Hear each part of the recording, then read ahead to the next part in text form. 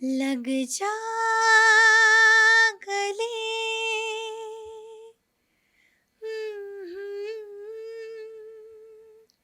हंसी रात,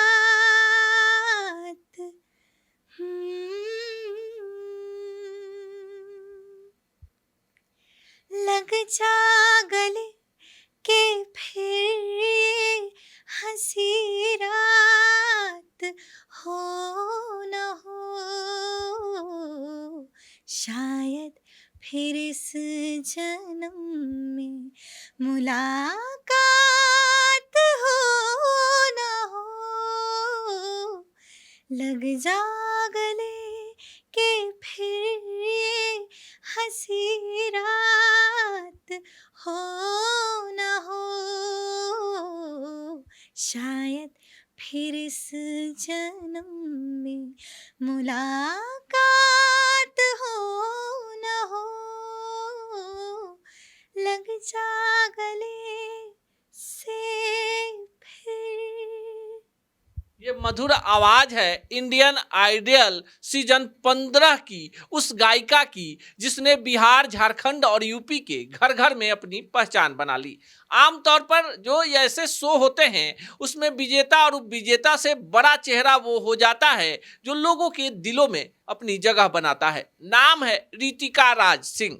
अब हमारे सामने हैं और कई सारे सवाल बिहार की, झारखंड की और अब यूपी की भी इस बेटी के लिए जिसने रियलिटी शो में पूरे तीनों प्रदेशों का प्रतिनिधित्व किया। रितिका, कैसा लग रहा है? सबसे पहले तो सच टॉक्स देखने वाले सभी दर्शक गणों को मेरा बहुत सारा प्यार और आभार और सादर प्रणाम।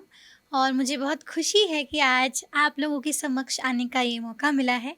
और मैं क्या बोलूँ, मुझे जितना प्रेम और स्नेह और अपनापन, क्योंकि आप कोई भी रियलिटी शो में जाते हो सकता है आप जीत भी जाएं, लेकिन लोगों के, जो आपने कहा ना, लोगों के दिलों में अपनी जगह बनाना, वो सबसे कठिन बात होती है। तो मुझे लगता है कहीं ना कहीं जीवन में मेरी सबसे बड़ी कमाई इस वक्त पे यही है कि सब मुझे बिहार की बेटी, ये जो दर्जा मिला है, बिहार की बेटी, बिहार की बेटी, तो यही मेरी सबसे बड़ी कमाई है। मुझे बहुत बहुत खुशी है। चलिए, आप जाती हैं, गाती हैं, लोग पसंद करते हैं, हार जीत जीवन का अभिन्न हिस्सा होता है। फिर आपके जीवन में कितनी बड़ी तब्दीली आती है इस शो से वापसी? देखिए, तब्दीली की जहाँ तक बात है, तो अब क्या है ना कि मैं घर घर में जानी जाती हूँ। क्योंकि जब आप टेलीविज़न पे आते हैं, टीवी पे आते हैं पूरे 4 महीने लगातार, तो आप कहीं न कहीं लोगों के दिल के किसी कोने में अपना घर बना लेते हैं। तो मुझे सबसे अच्छी चीज़ अब ये लगती है कि हर कोई जो है, सिर्फ़ मुझे ही नहीं, मेरे मम्मी-पापा, भैया, सबको लोग पहचानने लगे हैं। और सब कहते हैं, अरे वो देखो, वो तो इंडियन आइडल में आई थी ना। और सब बेटा-बेटा कह के बोलते हैं। लोग, जहाँ भी जाती हूँ बहुत सम्मान मिलता है। आज जैसे आप इतने प्यार से इंटरव्यू ले रहे हैं, ऐसे ही हर जगह इंटरव्यू देती हूँ, शोज़ करती हूँ, गाने गाती हूँ, तो मुझे बहुत खुशी मिलती है। चलिए, जब शो चल रहा था तो रितिका ने कई सारे मिथकों को तोड़ने का काम किया। इन्होंने बॉलीवुड के ऐसे गीतों का चयन किया जो गीत शायद 80, 70, 60 के दशकों में घर घर में रेडियो के माध्यम से लोगों के दिलों में राज करते थे। लेकिन रितिका राज ने फिर से उन गानों को अपने अंदाज में गाया। तो हम चाहेंगे कि इस पर हम चर्चा करें। एक कोई भी गाना जो कि आपने गाने का जो भी चयन किया काफी बेहतर। तो मुझे 2 गाने मेरे पर्सनल फ़ेवरेट थे, जो मेरे मम्मी के भी जन्म से पहले के गाने थे। और मुझे इस गाने में पूरे जजेस पैनल से स्टैंडिंग ओवेशन मिली थी।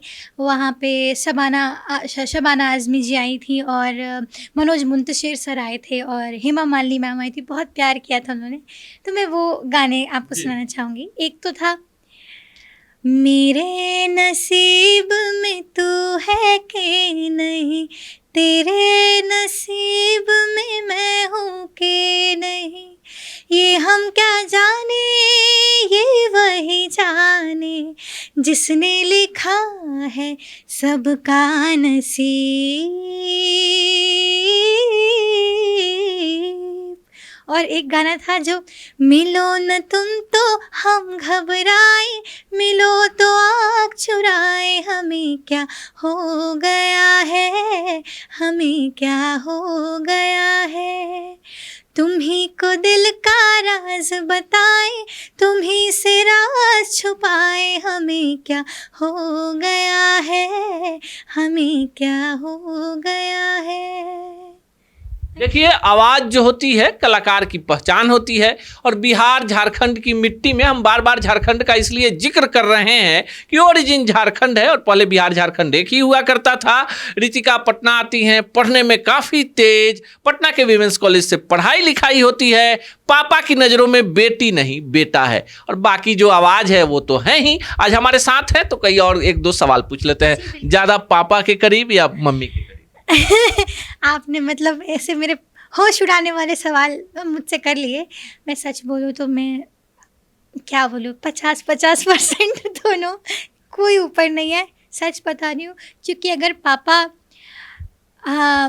घर को कैसे चलाना है वो देखते हैं, तो माँ ये देखती है कि बेटी को वहाँ तक पहुँचाना कैसे है, चाहे वो लोगों के पास लेकर जाना हो। क्योंकि आपको भी पता है, जब किसी की बेटी होती है तो उनको कितना ये सावधानी बरतनी पड़ती है कि वो किससे मिल रही है, किन लोगों के साथ बैठ रही है, उठ रही है। तो मुझे लगता है कहीं ना कहीं बचपन से जो माँ हर जगह मुझे लेके गई है, चाहे यूपी में ऑडिशन हुआ हो, चाहे कभी कोलकाता में ऑडिशन हो, क्या मुंबई जैसे शहर में, पटना से बिना किसी के हस्बैंड के बिना वहाँ तक जाना, बेटी को ऑडिशंस दिलाना, वहाँ रहना महीनों महीनों।